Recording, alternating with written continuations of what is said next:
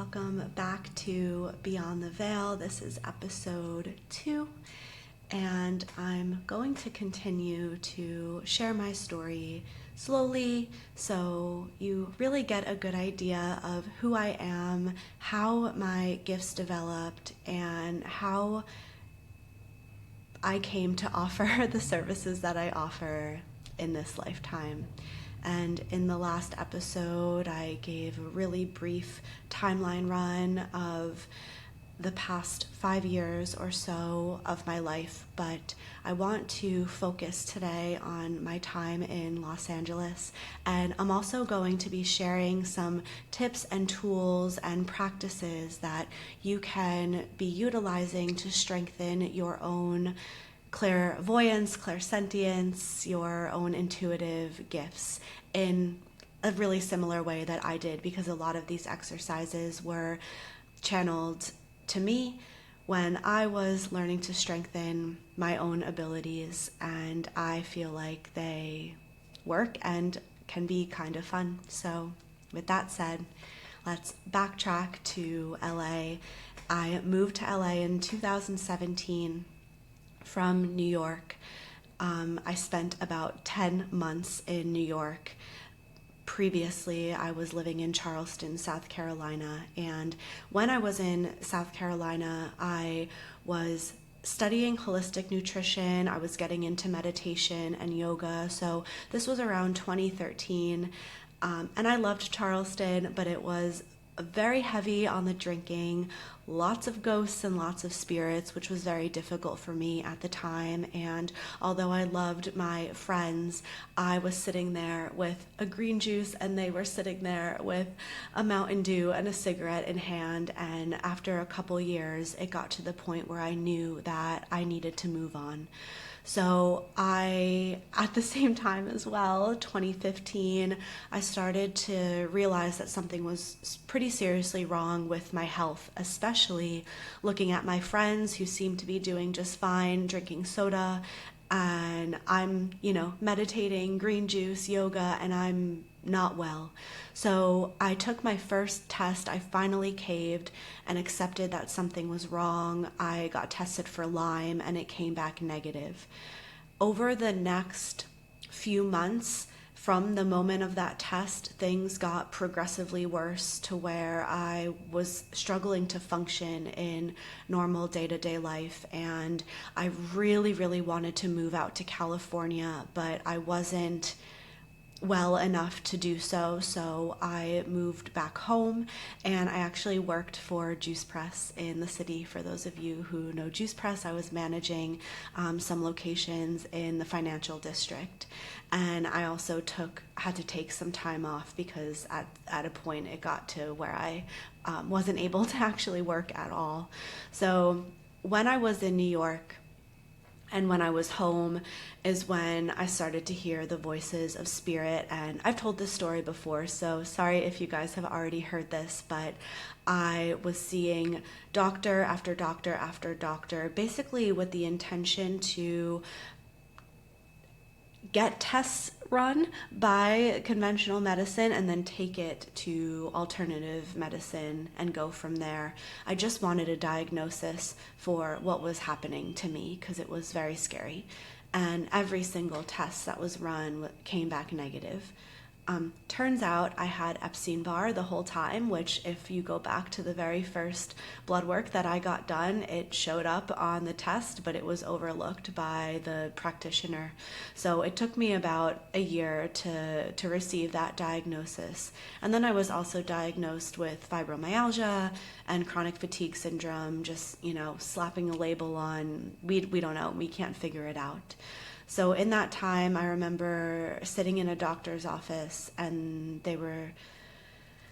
I was 23, and he told me that there's nothing that could be done, and I just had to learn now how to manage and live with these symptoms. And I heard a voice, and the voice said, "Don't attach to that. That's not true." And the voice I didn't really know was spirit at the time, but I remembered an experience that I had when I was a child where I heard that same voice in church when I was in Sunday school, and we were learning about how if you think bad thoughts, bad things, right, are gonna happen, and bad thoughts are bad, and don't think them.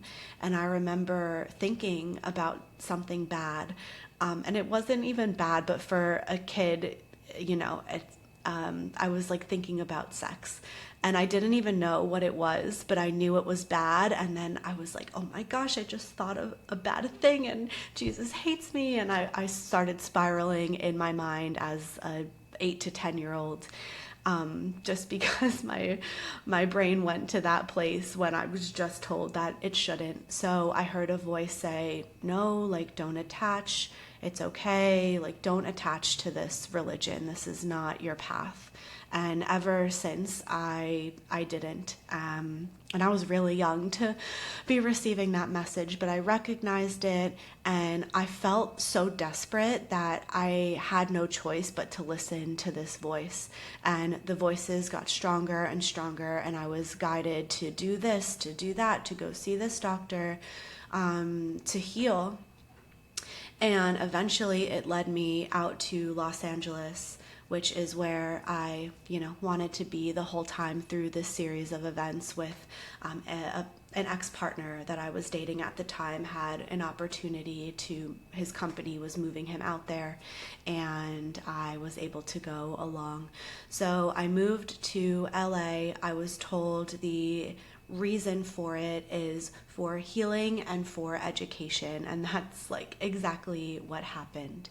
So my first year or so there, I was still looking for a mentor, for someone to help me understand what was happening, and I was still quite sick. And I manifested a partner who also was quite sick. He had MS, and I had whatever I had. So the two of us together were, it's a little chaotic, but we were trying to heal and also making the most of our time and our life, which I really admired him for, because even though he was very limited in his energy levels and what he could eat and what he could do, he still really made a priority to get out and experience life and experience LA. And I probably wouldn't have to that degree if I was on my own. I would have probably sulked and stayed in bed for the majority of that year.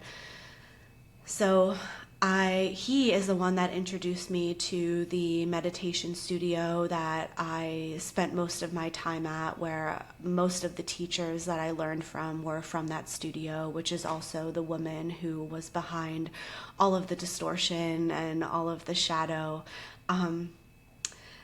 And so again, full circle moment, but he was like, there's a new meditation studio in town, we got to go check it out. And one of his things always was, what's new and what are the new places in town that we can go check out and explore. So I actually wound up going there much more than him. But yeah, he was my introduction to this woman and the studio that may or may not would have entered into at least as soon as I did. So almost immediately I got my Reiki 1 and 2, and I started taking those intuitive development classes.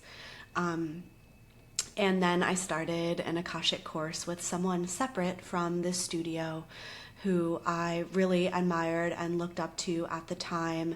But as soon as I started to really come into my own, and when I started to slowly offer my services to the world, is when that relationship with her started to go downhill.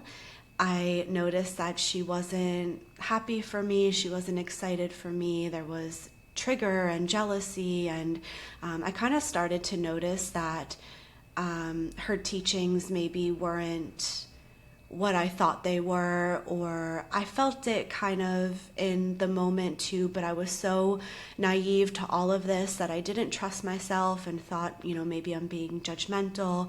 But what I noticed about her was that she kind of she gate kept. And I didn't have a term for that at the time, but even when we would take class and then we would actually be charged an extra $200 to get certified from that class that we took, which, anyway, so I noticed that as she was teaching, right, the energy healing certification, the Akashic certification, I was just like, you're not really telling me what to do. Like, I felt like she was keeping her own techniques and modalities to herself, and I had these moments of like, but you're not really teaching. And I understand that a lot of it is intuitive, and it is something that we need to explore on our own, but also having guidance and support, which I didn't really feel like was there. So in 2020, when I started to offer readings, when I started to separate from her, because I realized that there isn't actually love there. And, there were students in her class that were 8 years taking the same classes over and over and over again. And I saw that she was kind of keeping people in this loop, not really helping them move forward for her own benefit. And that's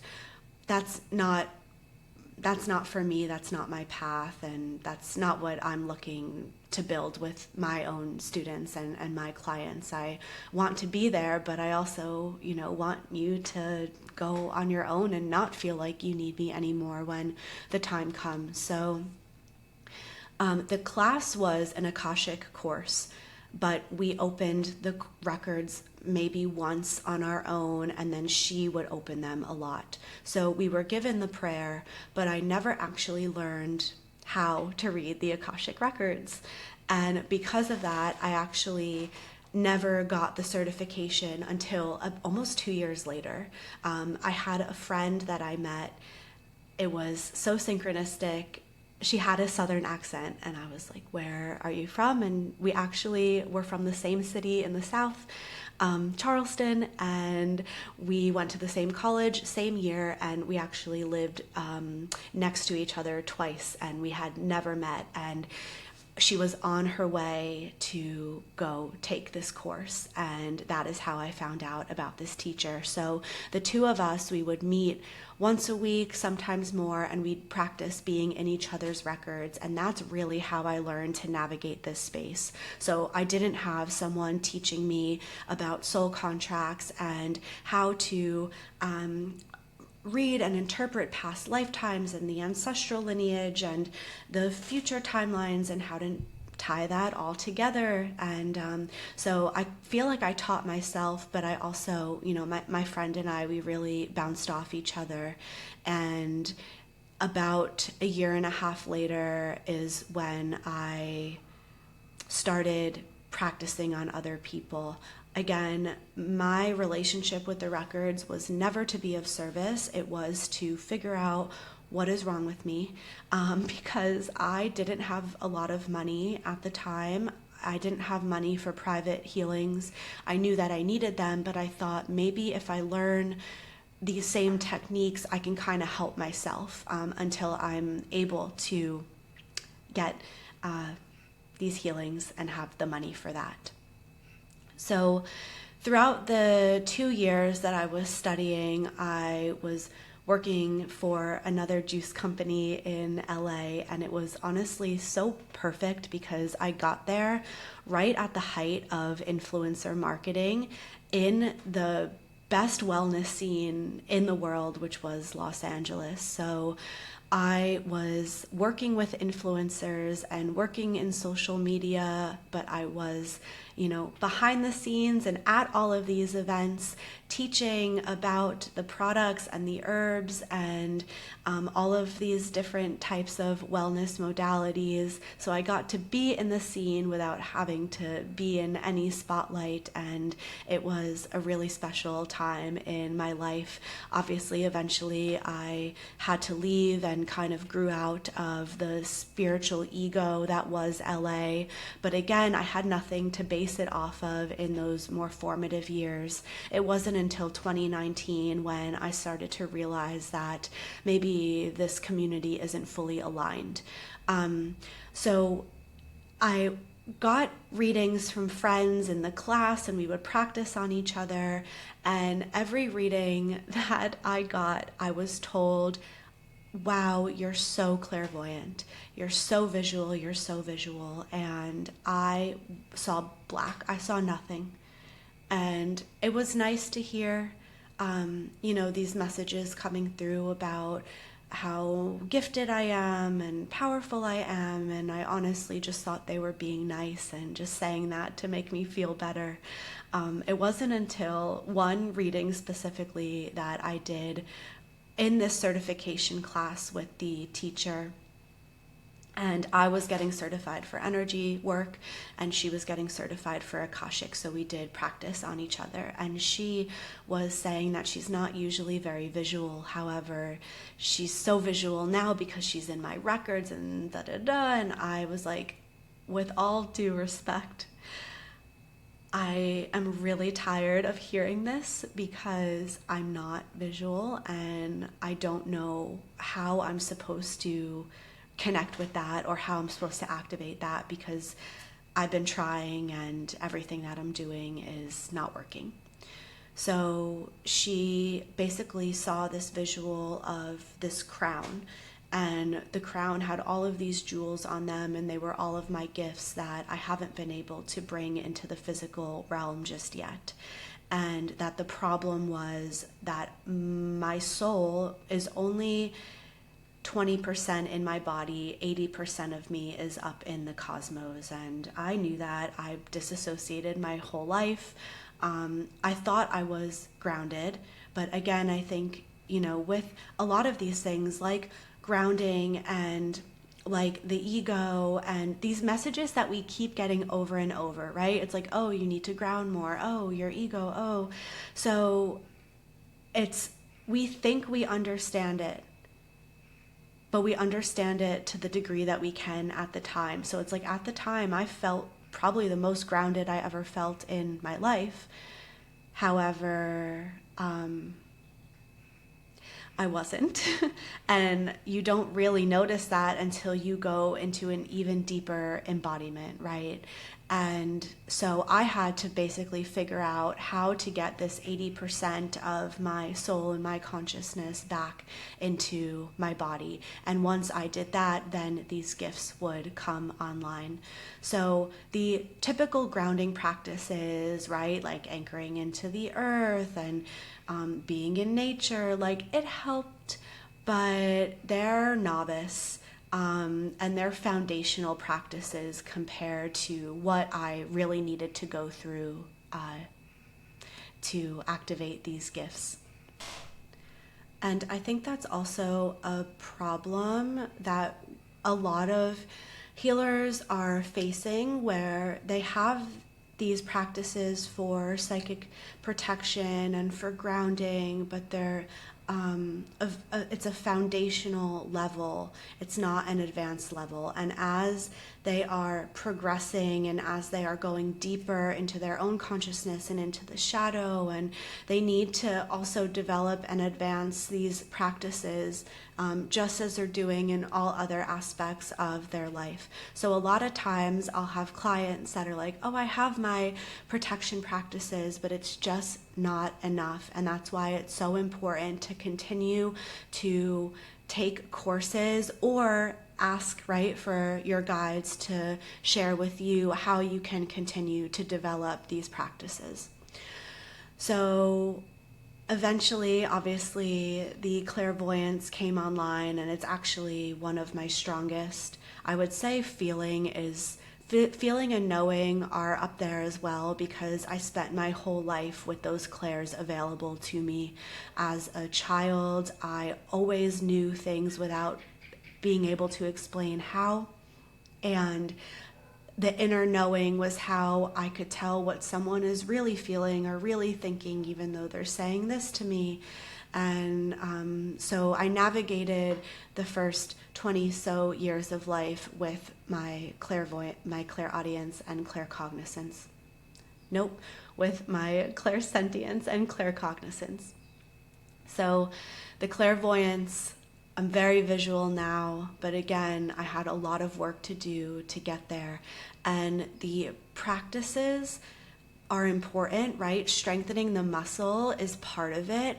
But at the same time, we are, as light workers, as beings who are here to create great change on this planet and to knock down the systems and to disrupt the inorganic matrix, we have been on this path for lifetimes and lifetimes and lifetimes, even prior to Lemuria and Atlantis. Especially in galactic astrology, like most of us have done this on other star systems, like on Orion and on Sirius. So this is not our first rodeo. We've been watched by these dark forces for longer than we can fathom. Like for most of us, millions and millions of years, these dark forces have had an eye on us because they know what our intention is. They know what gifts we have, and they know that they, need to try to stop it. So in addition to me needing to come back into my body and feel safe and grounded in the physical, there was also a lot of clearing that I needed to do where there were attacks on my gifts, my sight, my crown, basically all of my chakras that were also contributing to the me not being able to fully connect with these gifts.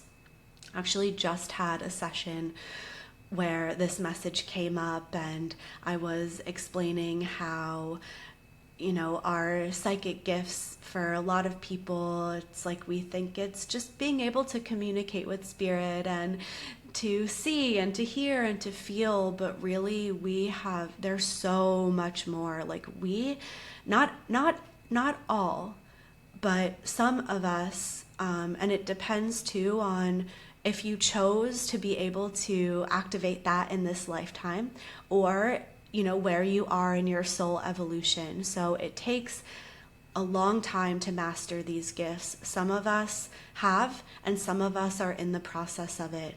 But the abilities that we have go far beyond just being able to communicate with spirit and move some energy. They are very powerful gifts and abilities that are going to really change the trajectory of the human ascension on this planet, and that's really what they were trying to stop. So it's a process for everyone. It's not all going to happen at once. I think it's really important to get a good understanding of what is there in terms of blocks. I don't really like to use the word block, but again, we're very limited in our terminology, and episode for another day.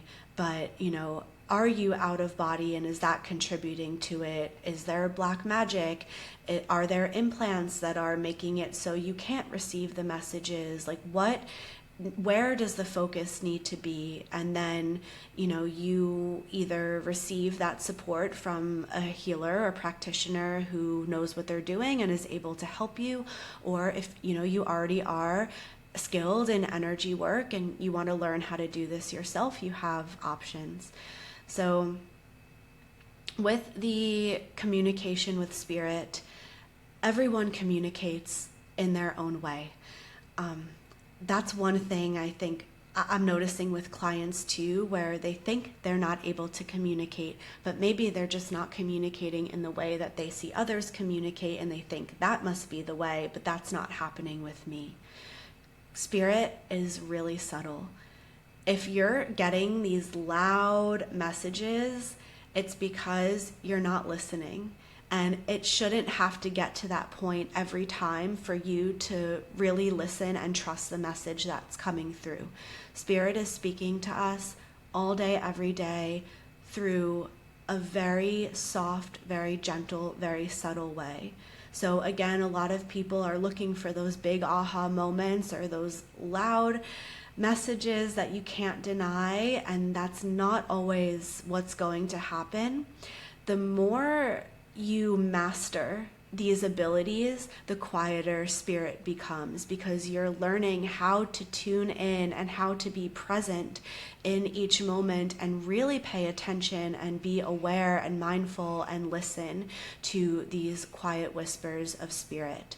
So if you want to develop and strengthen the gifts, you have to start moving away from needing that message to be so loud, and really start to see the magic and the beauty and the communication with the all parts of the whole, the earth, the elements, the benevolent beings that are here to support us. When your ego is communicating versus your higher self versus your shadow self, and still and quiet the mind so you're able to hear. That's a big one that, sometimes in Akashic readings, the messages of how to strengthen the gifts are so simple.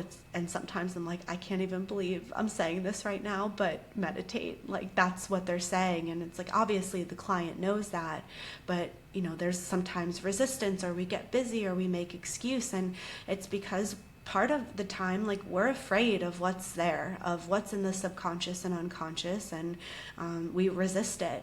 But when I was in LA at this meditation studio, and there was a brief point where my partner at the time and I parted ways, and we broke up, and I couldn't function for a while. It was very hard, and I was very sad, and all I did was go to meditation. All I did was go to that studio. So I would go to work, I would come on my way home, I would sometimes sit in 2 back-to-back meditations. Didn't understand it at the time, but looking back, I was like, oh, we need that separation was so I could learn how to be in meditation, be in stillness, and be in my own inner world for 2+ hours at a time. And it also kind of highlights these beautiful dynamics that we have with our soulmates and these karmic relationships, where it's like, it sucked, that break that we were on, but also look at the gift that he gave me, which was, I would not have been meditating like that if we were still together, right? So I think it was maybe a month or so that we were separate, but that continued for me for another year, where I had unlimited access to the studio, and I would say at least 5 times a day I was meditating for at least an hour to 2, and that really helped me to understand how to find my center, how to be still, how to astral travel and do it, properly and safely, and explore these aspects of my consciousness and allow for my pain and my sorrows and my emotions to come up. I can't tell you how many times I cried in the sound baths, and it was necessary. And there are, a lot of us have woken up in 2020. Things have been so busy, so external, that you haven't really gotten that chance to really, really go within, and you can't bypass that. So if you're avoiding it, you're also prolonging probably a lot of manifestations and desires around your abilities and your business from coming in. So meditate. I do have free meditations on Insight Timer. I can put those in the show notes as well. They're a little bit more than meditations. They're actually mini healings, but it's also a meditation. So maybe those will support you in some way. Otherwise, it doesn't always have to look like being still in the mind. I think when I was starting with meditation, and I was like standing on the subway in New York and trying to put on Headspace, and my my understanding of meditation was like, my mind needs to be still, like there needs to be nothing. And I don't think that has ever happened for me up until that point. I've seen a couple of TikToks where people are talking about how like sometimes there's nothing like going on up there. There are no thoughts. And I don't understand that at all, because there's always activity in my mind, unless sometimes, right, in meditation. But, those people that are like, oh yeah, I just kind of, turn my mind off and go to sleep. And I don't know what that's like. I'm also a Gemini Sun and Gemini Mercury, so I think that has something to do with it. But I thought that you had to just have nothing going on, and I was doing it wrong, or I wasn't good at it, or what's wrong with me, because I'm always thinking of things. And then I started to realize, okay, maybe I can still think about things, but just not my to-do list or what's happening after this, because I very much lived in the future. And then much later on, I started to realize, like, no, meditation isn't quiet. It's giving also a time and an opportunity to process emotions and reflect on the day and whatever needs to come up. And sometimes my meditations looked like walking or moving meditations, because I need constant movement, and especially I have a lot of Gemini and Sagittarian energy, so don't always feel like it has to be dropping into stillness. It can look whatever way you want it to look.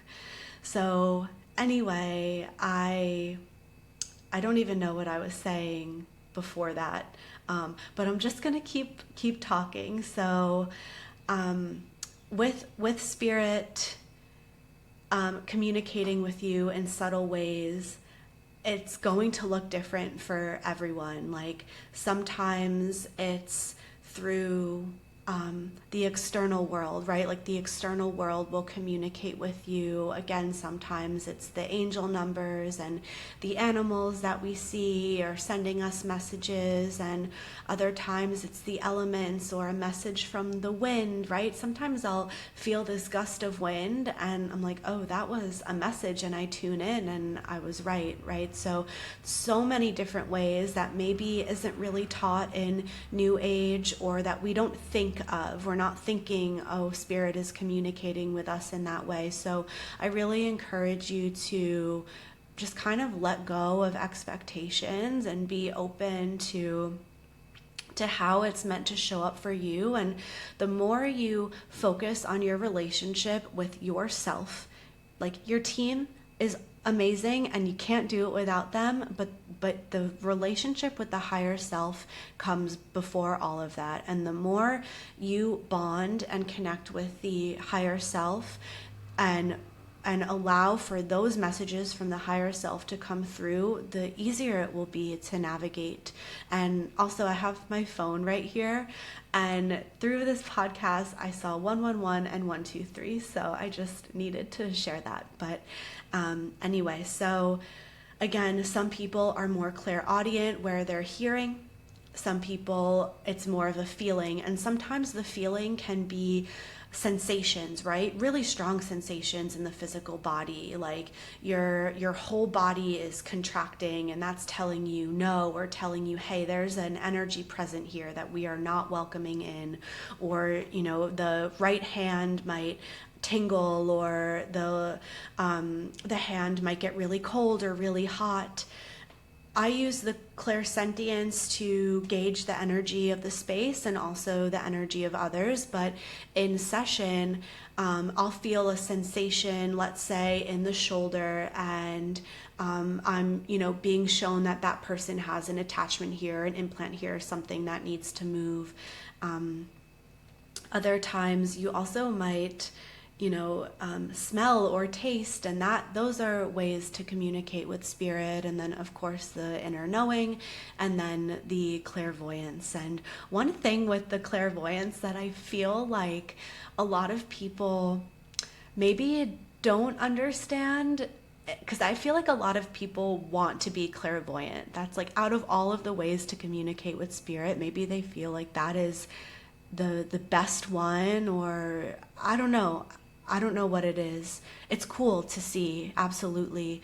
But also, there's another step involved in the clairvoyance, because you see the visual or the image or the projection, whatever it is, but then you also have to like make sense of it and interpret it. So there's another step there that involves the other clairs at times. Sometimes in the beginning, I would see an image and I would have to, again, like figure out through the other senses what spirit is trying to project to me. So dedicate time to strengthening the muscle, doing some of these exercises that I'm about to share, meditating, and also working with your spirit team to figure out just how this world communicates with you and vice versa. One thing I will say about your team is make sure that you have a solid, trusted spirit team where there are no imposter spirits, no false guides, nothing that's in that container that is actually causing disharmony and disruption. Sometimes there can be false guides because, there are a lot of spirits that pretend to be ascended masters and angels, and when we don't really know any better, when we're just starting to open up to our gifts, and the spirit comes in and says, oh, I'm, one of your angels, and you can't really see just yet, and your clairsentience isn't strong enough yet, and you're told angel and you see some light and you're like, all right, come on in. And in reality, it's an entity who disguised itself as an angel, didn't maybe do the best job, but it's really hard for us to tell because we're just starting to activate these gifts that have been dormant for so long, and we trust, and then we allow them in, and they're not meant to be there. So if you know how to muscle test and you want to just drop in and ask, or even just intuitively receiving the message, ask if there are any imposter spirits or false guides, and just take a moment to really make sure you know every being, or that every being is has your highest intention. We don't need to know the name of every being. We don't need to be able to physically see every being. The spirit world works very different than it does here on earth, where we kind of attach to identity and attach to name, and them not so much. But it is important for us to have some way of being able to identify them. But again, it's more through the unseen. And so I feel like maybe we do a separate episode where I'm guiding you through that practice. If you guys are open to it, maybe let me know in the comments. But before this, really just making sure that your team is solid and your container is solid.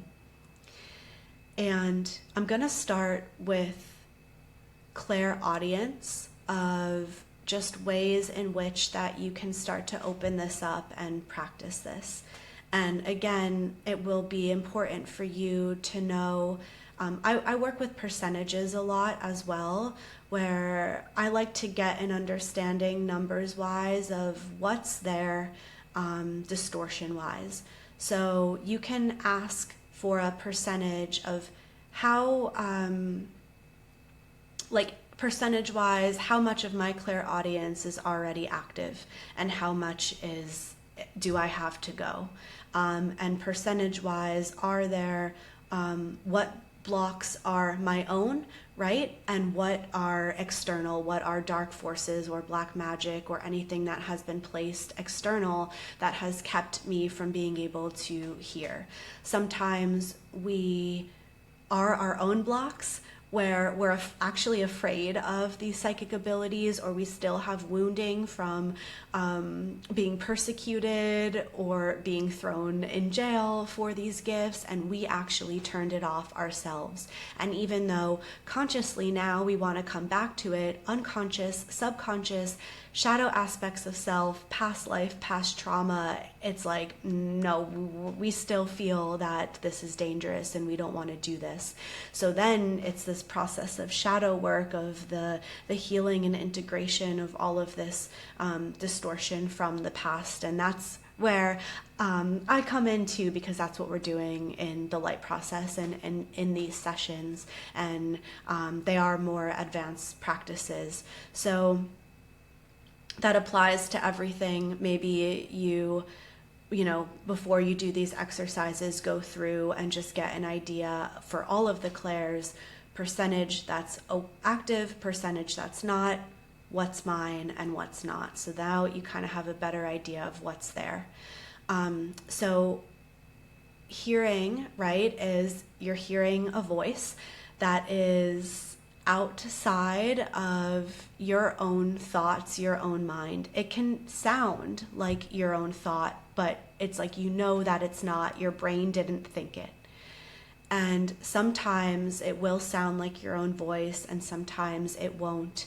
But I would say most of the time it sounds like the voice in your head. It's just not coming from you. And that is what I heard that day in the doctor's office, where I'm like, sounds like me, but I didn't think it. But I have no choice but to trust it. So let's go. So one thing that you can do is, when you're dropping into your container and dropping into meditation, and again, I cannot stress the importance of creating the container every single time you're doing this psychic work. Every single time you're doing psychic work, open a container and make sure that you are keeping any distortion, any outside energies out, and your energy and your team in. Because if we just drop in and start connecting, the imposter spirits, the entities, are going to take advantage of that, and they're going to try to interfere. And then that's how people start channeling demonic entities. And, you know, in the last episode, I was like, well, who are they channeling and what? And it's like, well, that's exactly it, because they're connecting up, but they don't really know what they're connecting to. And they're, you know, receiving all of this information that's really fear-based, or it's actually setting them even further back, because it's not a being of light that they're communicating with. So build and open the container, ground into the body, into the earth. Just like take a few moments to settle before you start tapping in. Be really, really mindful and very precise when you're doing this work. Like it's not something, it's something to take seriously, because there's a lot of opportunity for harm. Unfortunately, it's just the world that we live in. So one thing that you can do is ask for music, to hear music, right? Sometimes I used to ask to hear angels singing, or I would ask to hear like piano or hear instruments, and just, even if it's faint, just listening to the songs and the sound and the music that your guides and your higher self is projecting to you. And that is one way to start to really open up those channels for the clairaudience.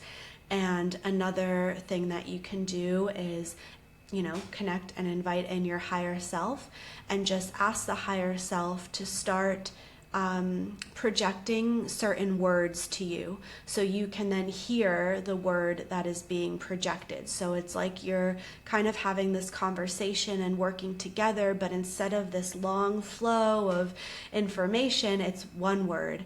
And let's say, you know, it's the color yellow. So one thing that you can do is ask to see the color yellow.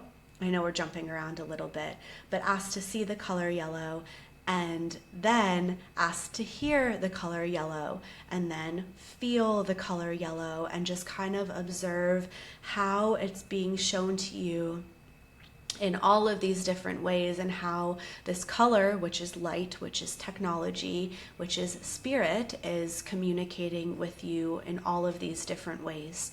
And also, I feel like for a lot of us, we don't trust.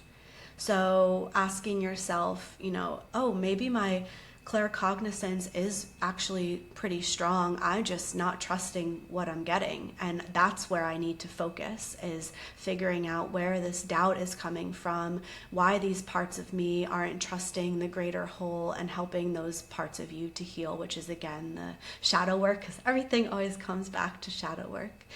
So where were we? Sentience. So I have an exercise that I really like to use, and I'm going to just briefly share it with you. Get a piece of paper and cut it up into at least 6 to 8 squares that are all about the same size. And you're going to write down all different types of emotions on that piece of paper. So angry, happy, sad, peace, whatever it is. And then fold it up so you can't see what's on the paper. Then put them in a bowl and open your container, and then just set the intention that you're going to work to strengthen the clairsentience. And you're going to blindly take a piece of paper, hold it in the palms, hold it to the heart, and just ask your body to reveal which emotion is on this paper, and you'll start to feel that emotion. And you'll continue to do this with the others. Another way you can practice is by writing names of friends on the paper, and instead of the emotion, it's like you're going to sense and feel their energy and be able to get the message of whose name is on that paper based off the energy that you're feeling. Another way that I like to practice the clairsentience is moving energy to different parts of my body. So I will lay flat and I will create this ball of light, usually starting from within my heart center, and I'll feel the sensation of that ball of light in my heart. And then I'll practice strengthening and intensifying that energy, that feeling, and then I'll slowly start to collapse and make that energy a little bit smaller. So it's like I'm feeling a lot of energy from this ball and what that feels like, and then I'm controlling it and I'm saying, okay, soften and less and less and less, because again, you're going to find that the intuition, like some of it, yes, is observing and allowing it to unfold before you. And sometimes you're going to find that you are also using your critical thinking and you're directing and moving the energy yourself. So it's really important to practice both, like allowing the energy to move organically and then practice controlling it and seeing how it moves with you in the lead. So then with the ball in the heart, you can move it down into the stomach and observing what it feels like for that energy to move down into the stomach, and again expanding and contracting it. And then you can ask it to now move into the left foot and just observe how that energy moves and travels through the body and so on. And I think that is a good practice, a good way to start with the clairsentience. So moving on, clairvoyance, our fan favorite. Again, the colors, like always start with colors. Ask to see the color orange and observe how it appears to you. It could be like your whole screen, your inner screen, it is orange. It could be a ball of light that is moving and expanding. Like there's no right or wrong answer. So again, like always making sure that you've let go of expectations, but ask to see the color orange, observe how it appears, and hold the image for as long as you can. This is the one thing that I always teach with the clairvoyance. Even the clairsentience too, you can practice with it, but hold the image because it's training and strengthening the muscle. There are times too where I go through these exercises and I'm like, I can feel my third eye is like burning and pulsating, and it's because it can be hard sometimes to focus on it and hold that image for as long as you can.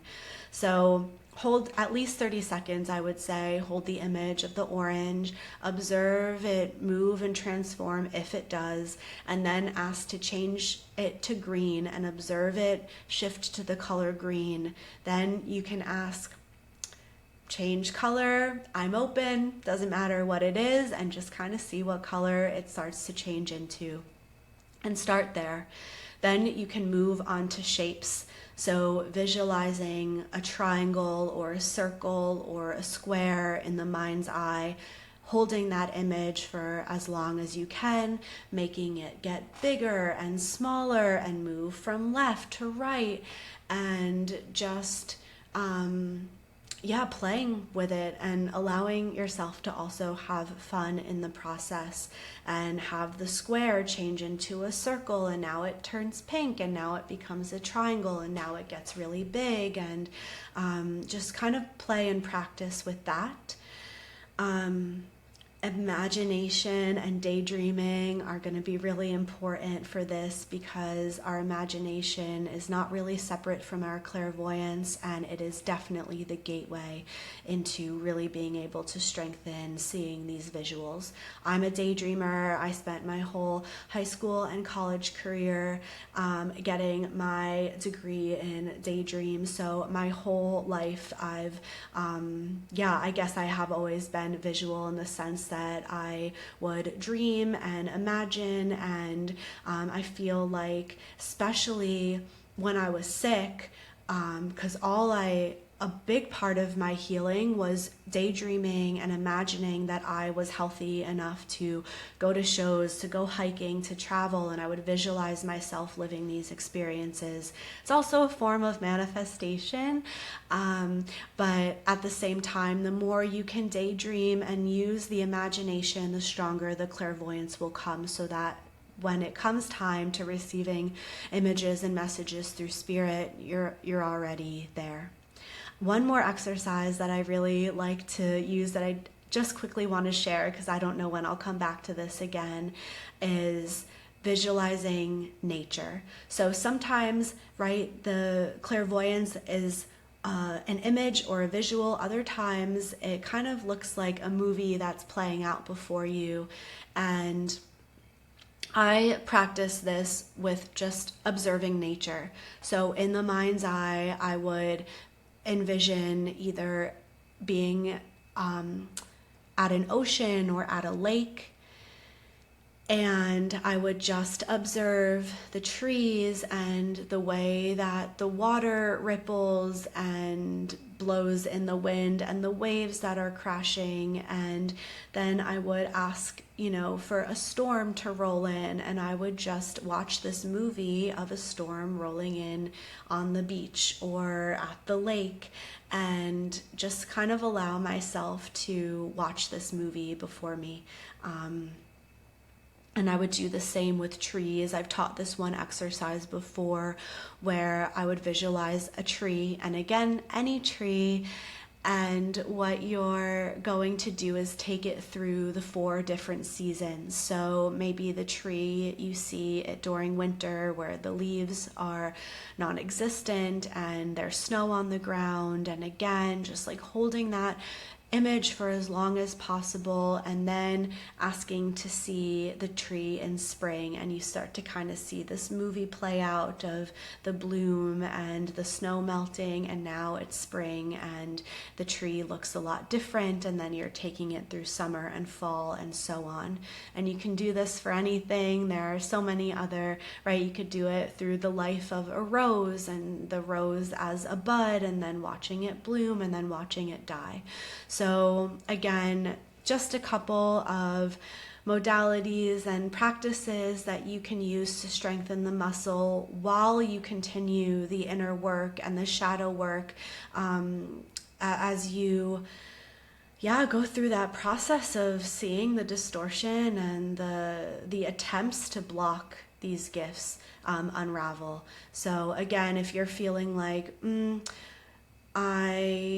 I feel really like where my focus needs to be is that deeper unconscious, subconscious work, and I feel like there's something blocking me and it's not me, again, psychic surgery session would be the way that I'd be able to help you with that. And so the link to that will also be in the show notes. So I think we feel complete for today.